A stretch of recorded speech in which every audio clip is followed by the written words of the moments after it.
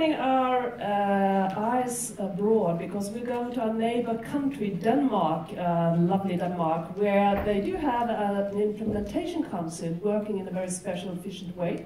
And we got the chairman of the Danish Implementation Council here. His name is Paul Mollerup, and he's going to talk about the Danish Implementation Council supporting competitiveness for business. Please, the floor is yours.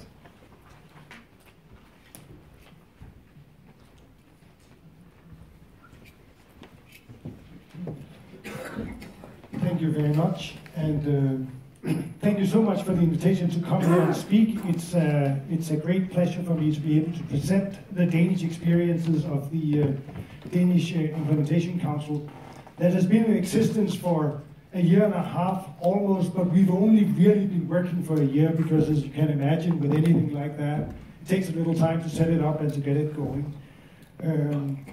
It's also a pleasure for me because I have an experience together with Dr. Ludewig working on the Stoiber group back 5-10 years ago on trying to reduce red tape at the European level. I was then a member of the Danish Business Forum for Better Regulation until we set up the Implementation Council.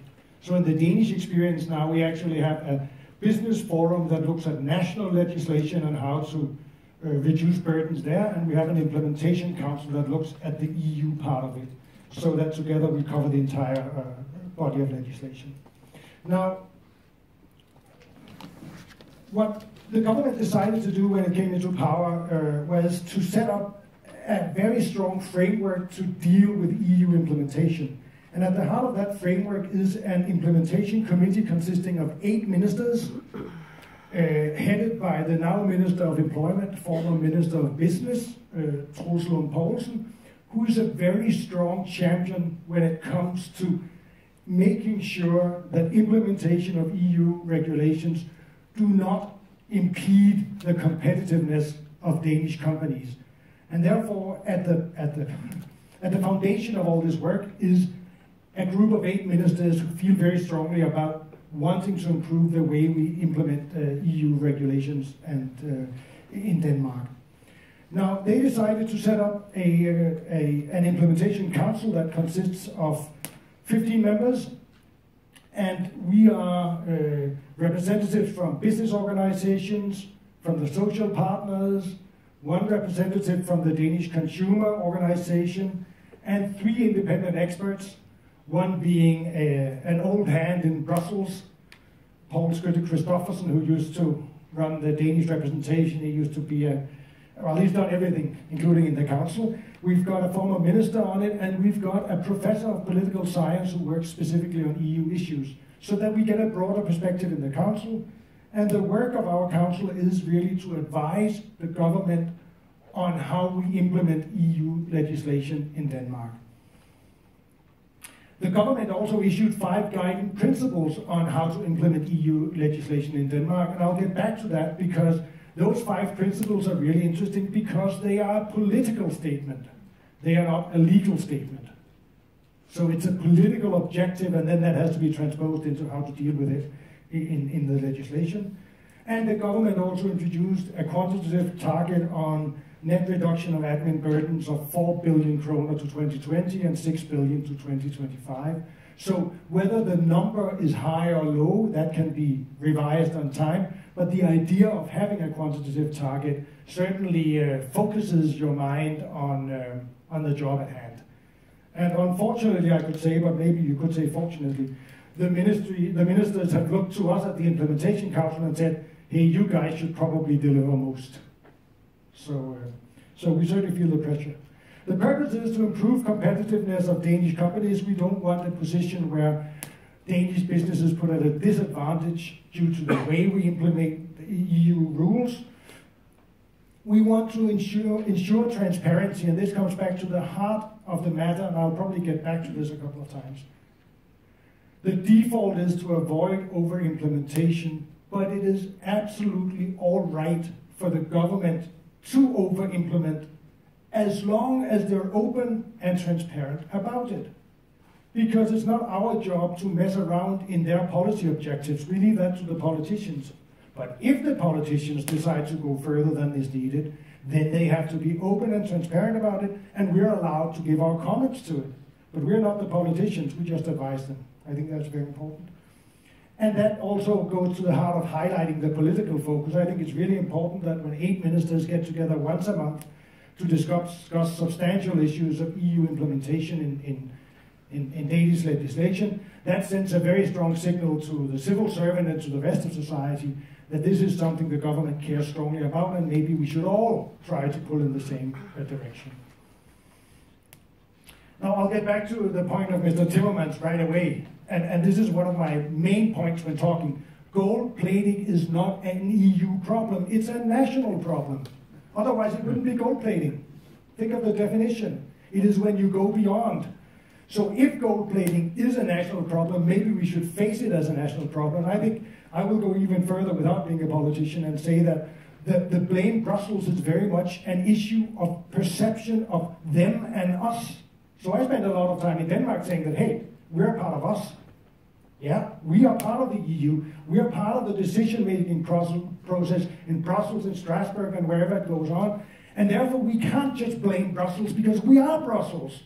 We may be a small part of it, but as a small country, we feel that we have a very strong influence on what happens in Brussels, and maybe we should take that influence seriously rather than just blaming others. But the default of the way we work is to avoid gold plating in order to say that's how we start, and if we go beyond that, we have to be very specific about it. And it makes a big difference in that issue of whether or not gold plating is something that just happens because in some directorate, in some corner of the ministry, they decide that it's nice to have some more statistics. But it's never part of a political process that they do that, and then businesses face burdens that go beyond the minimum requirements. What we say is that all burdens should be accepted and decided at a political level, and then the politicians need to face up to the burdens that they accept. And that means we not only in the Council look at Tier 1 legislation, we also look at the secondary guidelines that are issued by departments and directorates and so on, so that we can get back to the politicians and say, do you really know that? And I know that our head of our implementation commission, Mr. Troels Lund Poulsen, has now set his sights on comitology, which is going to be really interesting. What happens when specific decisions are made in committees of experts that meet? Does it come back to the politicians that they've actually given those committees a mandate to make decisions that influence the way businesses run? I think that's a very important point. Now, and also I need to say that in the Stoiber group, we made one astonishing discovery when a lot of very heavy EU legislation was being analyzed for admin burdens, and that was that we could reduce overall EU administrative burdens by 32% if all countries implemented in the way of the most efficient country on each specific piece of legislation. And we all went, aha, gold plating. Nope. 28 percentage points of the 32% were due to inefficient implementation, and only 4 of the 32% were due to gold plating. The complete opposite of our hypothesis. So it turned out it's because we implement in an inappropriate, clumsy, stupid way, and we don't learn from each other, that we have a lot of extra burdens. It's not simply because we gold plate. And that is why the Stoiber group with Ludovic and myself as rapporteurs went on to do the best practice report I'll mention briefly about how we can learn from each other. And I think that's very important. Now, the political principles of the Danish government say, 1, do not go beyond minimum implementation. 2, do not put Danish businesses at a disadvantage, and by that they mean at a competitive disadvantage.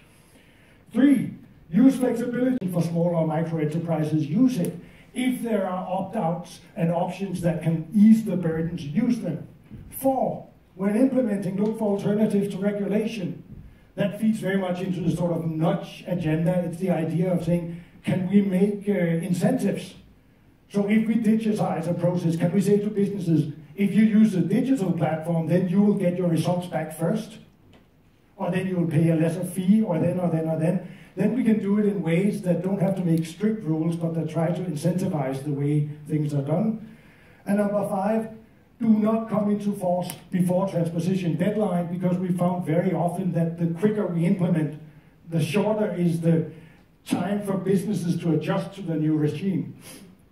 Interestingly, we have a collision of two ideas here, because in Denmark we've introduced common commencement dates. 80% of all legislation affecting business comes into force either January 1st or July 1st.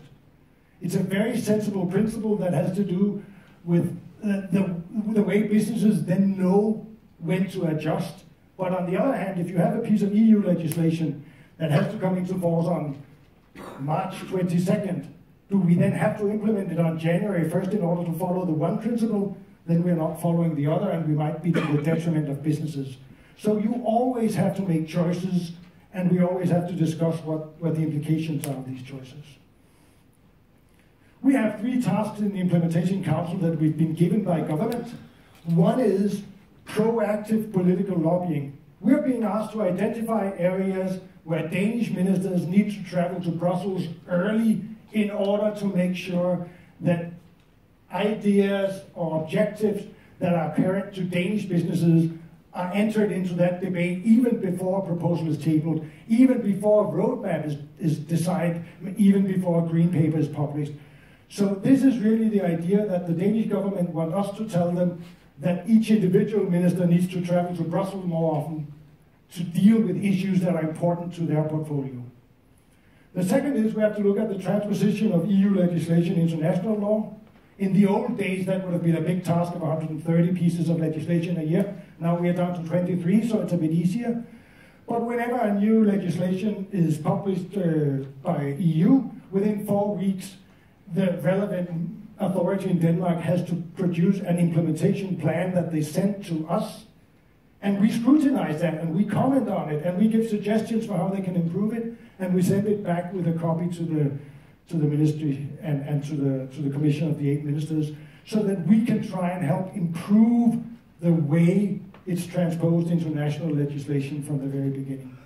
And the third one, which is great, is the neighbor check, because that means we're allowed to mess around in existing implemented legislation and look at how we've implemented a specific piece of legislation in Denmark, then look at how we've done it in Sweden, in Finland, in Estonia, in Portugal, whichever country, and say, hey, it looks like they've got a better deal there. They've found a better way of doing it. Why are we then doing it in a way that is to the detriment of business? And please, could you quantify the advantage of doing it in another way? And please, could the ministry come back and tell us whether they're going to change the way they do it by being inspired by another country that's got a better method? So we actually get to go into most of the process of new legislation. We do proactive political lobbying even before a proposal exists. When a proposal is there, we have a national procedure. That's what Ministry of Foreign Affairs and European Affairs have been doing for ages. So we don't really do a specific task here because we've had a setup for that for years. Then as the transposition to Danish legislation takes place, we see the implementation plans and comment on them. And once we have a piece of legislation and we think, hey, that could have been done a little better, we ask the government to do a neighbor check. And I should say neighbor checks can be anything from a civil servant calling up a colleague in 5 different countries and saying, how do you do this? To us hiring a group of consultants to scrutinize an entire area. I've seen a report done before we started scrutinizing the entire area of metrology. Now this is not weather, this is how you measure and weigh things. But that also comes into issues like how often do you have to control that the pumps at every gas station pump the right amount of gas? How often do you have to control that the weights at the harbors that weigh the grain that goes into the ships weigh in the right way? And if you do too much simply because you want to be really thorough, even in Denmark that had a cost of more than 100 million kroner a year to the detriment of businesses simply because we were checking gas pumps more often than we need to. So it can be in the most obscure areas, but it makes a lot of difference. Now, what are the results after 1 year? Well, we've been sending 107 proposals to government, 48 of them on proactive political lobbying, 12 on transposition of EU legislation, but as we heard from Mr. Timmermans, that's simply because there hasn't been a lot of new EU legislation, and 47 neighbor checks. And the government has taken and discussed 86 of them, and they've adopted 65. Why is that important? It's important because it makes it a lot more fun to do this work that a lot of us do in our spare time, simply because what we do is accepted and makes a difference. Here we have the results of the political lobbying. 39 out of 43 have been accepted. One of them has got to do with us wanting the government to go to Brussels and be very strong on the need for mutual recognition of goods. This is really the most efficient way of running the internal market. If there are still impediments in the EU regulation that allows you to have different national standards, could we please reduce them? It's also been on the Solvit platform. That's a sort of one-stop shop where businesses can go and get answers to a lot of questions. We want the Solvit platform to be even stronger, and we want them to work on that even before it's been tabled by the Commission to look at it. Neighbor checks. It's almost like a fitness check that we've had the government accept to do a neighbor check of 33 rules that affect Danish shipping. And they look at all 33 to see how they can reduce the burdens from those and improve competitiveness of Danish shipping. And again, out of all the proposals we've sent, 10 have been rejected. Well, fair enough. 26 has been accepted and 6 are pending. Inspections of energy efficacy of large companies is really interesting because we found with our own neighbor check that we did in the council that other countries, example Finland, has a lot less impact on businesses when they want to check the energy efficiency of businesses. And when we looked into it, it turned out that the different member states have different definitions of what is a large company. So that's the kind of question where we have to go back to the Commission and say, dear Commission, could you please specify so all member states have the same understanding of what a large company is? And obviously we're waiting for the Commission to answer that question, but it's very often these kinds of creative interpretations that make the difference when it comes to competitiveness. All of this comes out of the best practice report we did with the Stoiber group together, Mr. Ludwig, Dr. Ludwig and myself. And I just want to very briefly give you the recommendations of that report, which is 5 years old and is still relevant, I'm afraid. We want we want the member states to become a lot better at exchanging best practices. We want Danish civil servants to speak with Swedes and Norwegians and Finns and Dutch and so on, and learn how can we do this better. We also want the Commission to do even more on setting up transposition workshops and other ways of helping the civil servants of various countries come together and learn from each other. We want a common focus, so everybody should identify this as really important.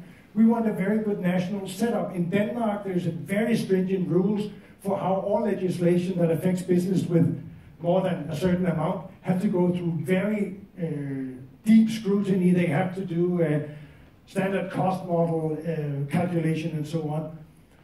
We want a change of culture. We want to emphasize and make champions out of the civil servants that say, my goal is to make it easier for businesses to comply given the policy objectives. And we want them to not feel that, as in the old days, the goal is, hey, we've got a piece of legislation, let's make a regulation, and if it's tough on business, it's tough. You know? The end user perspective has to say, I as a civil servant find it even more interesting to see if we can comply with the rules and at the same time remain competitive as businesses.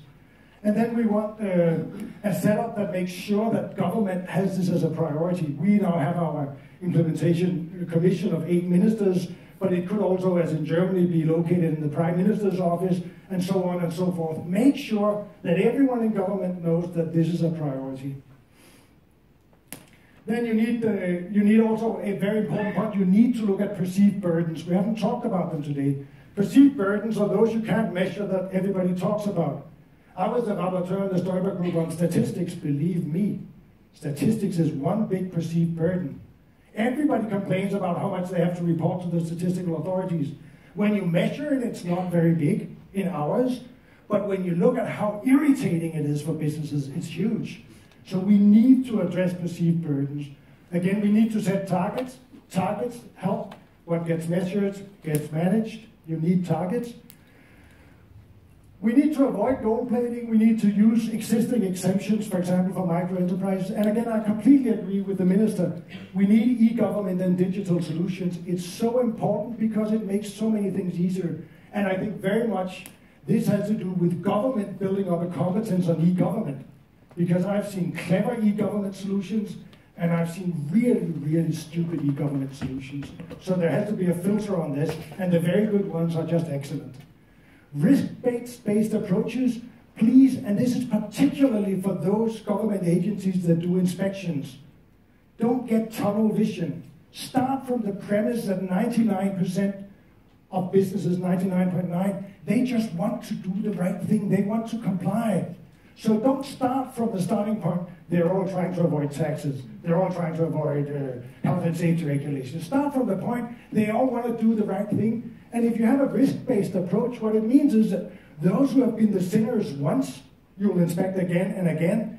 And those who've proven over 3 or 4 years that they always comply, maybe you can wait a couple of years before you inspect them again. That way you use less resources and you target it at those who really need to be inspected. Give good guidance. It's no point giving government regulation if you don't tell the people who have to implement it in practice how it works. I used to work for the Small and Medium-Sized Enterprise Association, like företags in Sweden. It's very difficult for a hairdresser to understand half the letters they get from government.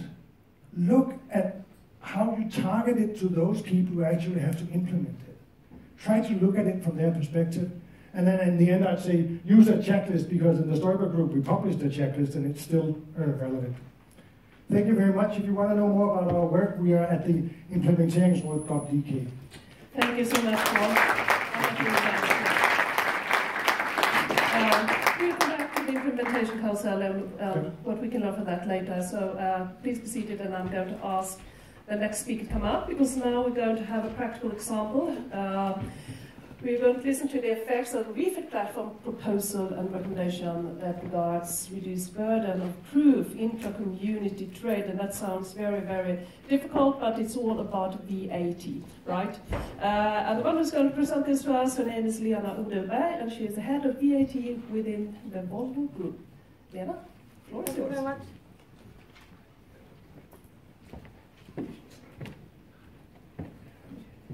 Thank you very much for being invited to this very, very interesting seminar. And unfortunately, I've already prepared my speech, but I have heard so much interesting things that I would like to comment. But I will see if there is time after my presentation. So what I will try to do is only to give you a kind of an overview how the reality looks like for business. And I will give you a very, very short presentation of the Volvo Group, where I'm the head of VAT. I mean, we are a big multinational company, but that doesn't mean that I'm not aware of how small businesses have their reality, because we have around 300 companies all around the world. So we have a lot of small legal entities as well. And we have a lot of difficulties, and I will of course only focus on the VAT difficulties we have today, not the other. So, and I would also like to say that having VAT as your daily work means that you have to try to govern, in my group, 300 VAT registrations around the world. And to put together to these 300 is also 60 foreign VAT registrations, because a lot of companies within the European Union have to have a foreign VAT registration, which means that, for instance, one of my Swedish companies have 15 VAT registrations in other countries. So it's only to give you the background of where we have to comply with VAT regulations. And I will only focus, of course, on the EU today. because I could have talked about the 160 countries having a VAT system. But I will not do that. I think it's good enough to have the EU countries, and especially Sweden. And I will not talk about all these points here, but I would like you to look at the picture, because that is how our daily work looks like. We have transactions like this every second, and we would like to comply. We would like to be compliant from a VAT point of view, of course. But I must say, even if it's dangerous here, perhaps to say it, that is sometimes impossible. It's impossible. Because the rules doesn't let us to be compliant. Because they are so difficult to follow. So we have to be able to issue an invoice to our customer because they want to pay us. But sometimes we can't issue the invoice because we don't know from which VAT number. Is it domestic reverse charge? Is it EU trade? Or whatever it is. That is our reality. I would like to point out two of these. I would like to say something when it comes to the business are tax collectors, but the government is the one who's taking the revenue. Please remember that we are unpaid tax collectors. The VAT system is built up for fully taxable companies, should be neutral, and that is not the truth today. So that we should have in mind. And we should also have in mind that within the European Union, 75% of the net of VAT comes from 2% of the companies. That is also a fact that we should have in mind. Then I would like to say something regarding the focus on VAT fraud. Of course, I don't like fraudsters, and we are not in that kind of business activities. We do not create any fraud. And I mean, how many businesses, legal entities are the ones who is committing frauds? I mean, the most of the legal entities within Europe are honest business. But who is the ones that will have increased administrative burden when the governments try to hinder fraud? And that is the honest business. And I don't think that implement new rules regarding VAT will never be the right way to combat the fraudsters, because they will always find another way to commit fraud because it's their activity. That's their earning. So I think that to be able to combat fraud, I would like to see a lot more cooperation between the member states and improvements of what you talked about from the Danish organization, that we need to have a risk-based approach more than what we have today. And also what we talked about, Mr. Damberg, that it could be that we could create another way of working when it comes to business, as you described regarding the restaurants, because then you will have them in the system, and that will perhaps enable them to also be having a correct VAT declaration in the future.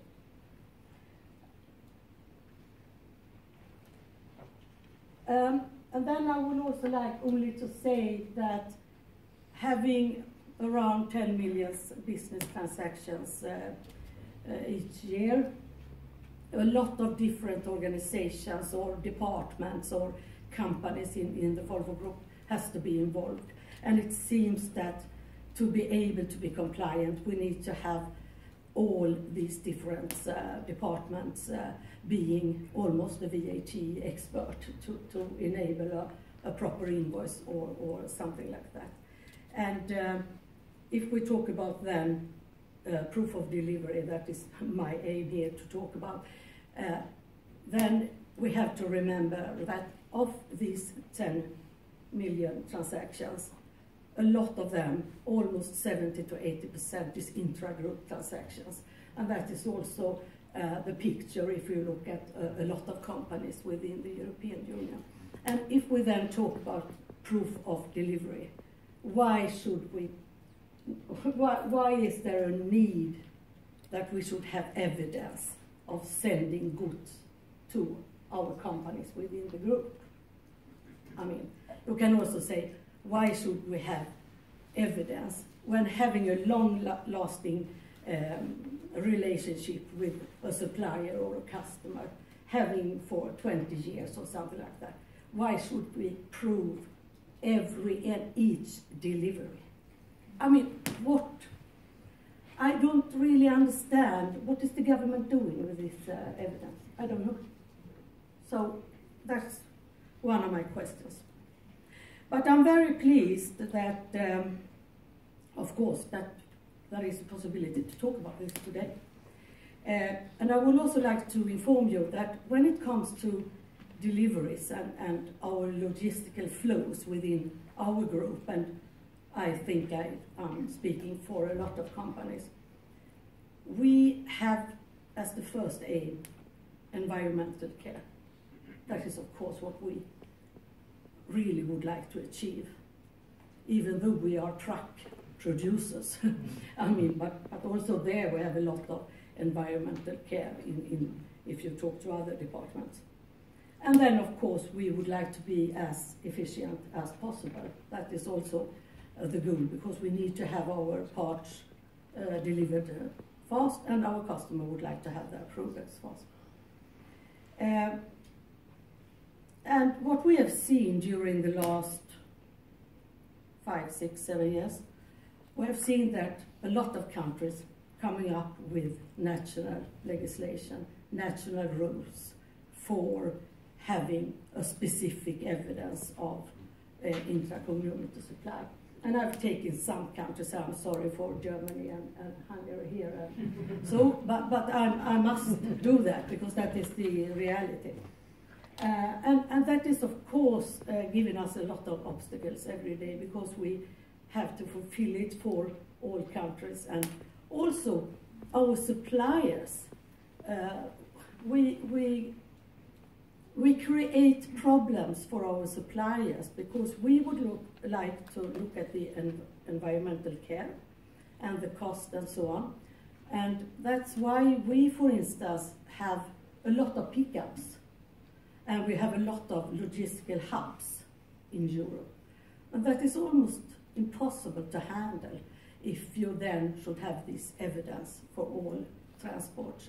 And also sometimes it's very difficult to be sure if you should charge VAT or not, because we have this pickup. Because some countries looks at pickups like a turnover in that country, which means that the supplier should have charged VAT.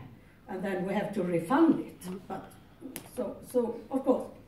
And I don't say that we don't want to comply, that we would like to do, but as I said, almost impossible.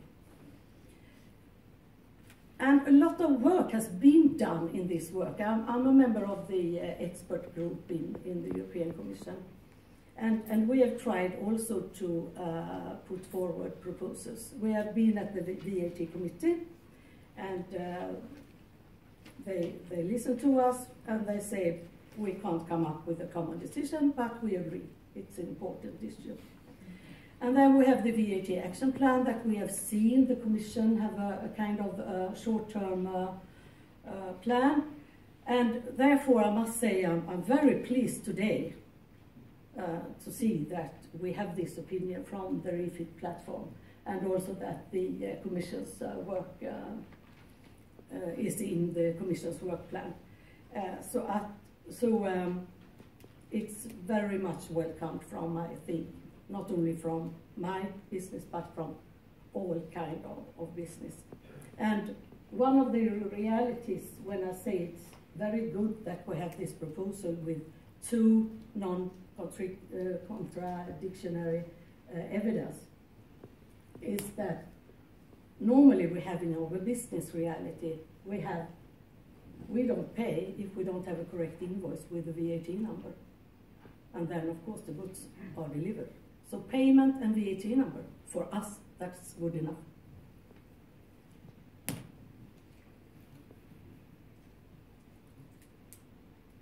And then also I only put some areas where I also have seen that there is already a proposal. And at the end I would like to say that I heard some of you talking about this, so I'm really looking forward to work more with you and you and you, everybody, because I think we need to work together to create a better situation for better regulations. And one thing I would like to say is that if we don't know each other, we can't make any improvements. That is the key. Thank you. Thank you so much,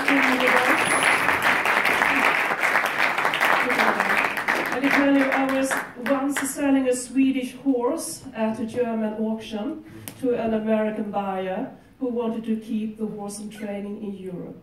It was a nightmare as regards VAT, and actually a tax authority couldn't tell me how I should handle the transactions, so I never got a solution to that. But don't tell them, because then they'll come after me. With that, I would like to invite our last speaker introductor. Her name is Helene Vill. She is the General Counsel at the Swedish Investment Fund Association, and she's going to talk about effects of national application of EU regulation, the EU market abuse regulation. Please, Helene, the floor is yours. Thank you.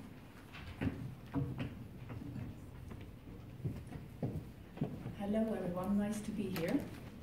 I first have to take a sip of water.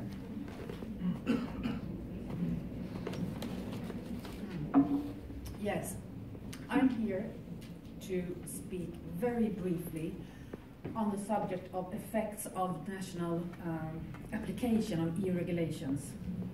And as an example, I will talk about the EU market abuse regulation. So what you've seen the last decade is what is normally referred to as a tsunami of new EU rules that affects the financial markets. And as you know, EU rules comes in the form of either directives that are supposed to be transposed into national law, and it also comes in the form of regulations that are directly applicable. And the last few years we have seen a trend that the Commission often comes up with regulations instead of directives. And why is that? Well, the Commission has seen that implementation of directives often is done in different ways in different countries. This means that there are not uniform EU rules, and in the end this will cause distortion of competition. So by using regulations that are directly applicable, you will get a more uniform rules, or at least this is the hope of the Commission. So the example then, the market abuse regulation, it is applicable from July last year, and the regulation actually replaces a directive from 2003. So there has been rules on market abuse for a very long time. And what the Commission did is that they took the rules from the directive, transferred them into regulation. They also proposed some new rules, and those rules were explained in the impact assessment.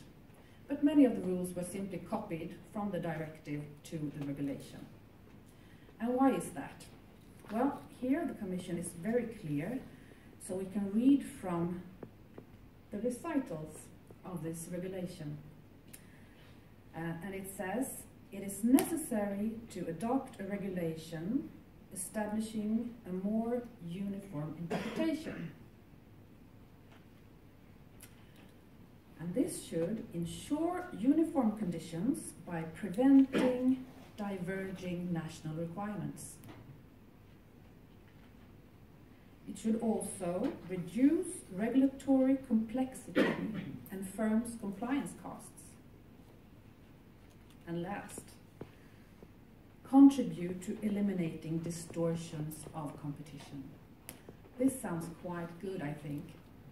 But did they achieve these goals? Well, unfortunately, not entirely, I would say, because there has been a lot of discussions surrounding interpretations of these new rules in the regulation. And of course, this brings a lot of costs for compliance, for legal opinions, and so on. And I would like to give you one example that concerns fund managers that are members of my association. It's an article that says that there should be arrangements, systems, and procedures to detect and report suspicious market abuse. Well, market surveillance to detect market abuse have been in place for many years, since the Market Abuse Directive came into force. This means that you have surveillance on different levels. You have surveillance at the marketplace, that is the stock exchange. So the stock exchange has a system in place that should be able to detect suspicion of market abuse. And then you have some other operators that should have arrangements in place. And who are they? Well, it says any person professionally engaged in the reception and transmission of orders or in the execution of transactions in financial instruments. So who are these people? Well, this is a rule that was transferred from the directive to the regulation. So for many years we know that this is applicable to intermediaries, that is banks and investment firms acting as financial intermediaries. And the old directive also had a level 2 directive from the Commission explaining that this was the case. This was applicable to intermediaries like banks and investment firms. And this is also how it was implemented in Swedish law. Banks and investment firms. And in its impact assessment, also the result, some minor changes to this article. And they explained in the impact assessment that these changes affected financial intermediaries. So far, so good. And the regulation, as I said, it came into force and is applicable from July last year. But late October, the supervisory authorities came out with a statement on their website saying that all fund managers are in scope. And that was a bit surprising because fund managers are customers of the brokers. So therefore they are monitored as clients to the brokers. And now what is the reason for this? Well, the authorities explain that they believe that the notion of execution of transactions now means also placing orders with an intermediary who executes the transaction. So who is in scope? Who should have systems in place to detect and report market abuse? Well, all persons actually professionally buying shares, for example. And what are the consequences of this interpretation in Sweden? Well, we see that the scope has widened from intermediaries to all companies and authorities that invest in securities. Meaning not only fund managers, but insurance companies, pension funds, different kind of authorities, universities, foundations, investment companies, of course, and I would say almost all companies that invest in the capital markets. It means that there will be 3 layers of surveillance at the stock exchange, at the brokers who will monitor their clients, and also at the clients who will monitor themselves. Costs involved, yes. Depending on the size of your business, depending on whether you have to invest in a completely new IT system or not, but an estimate from 100,000 to 1 million Swedish crowns per year in a company.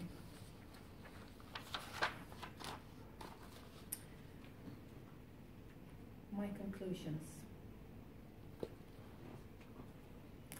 EU regulations must be clear and provide legal certainty. Otherwise, they will not reach their goal. When the goal is to have a uniform application of rules, uniform rules, a uniform interpretation, and not to distort competition. And I would say that different interpretations in this way will distort competition between Swedish companies and foreign companies.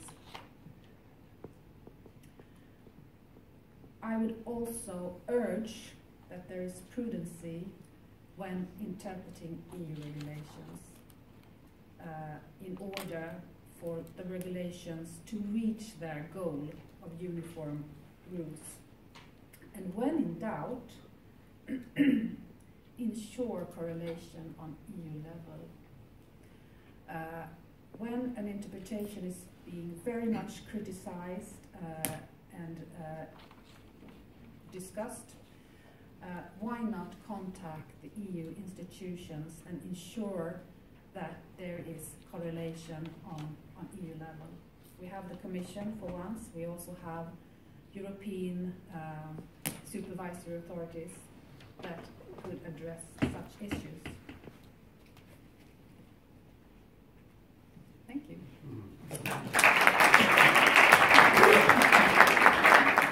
Thank you so much, Helene Wall.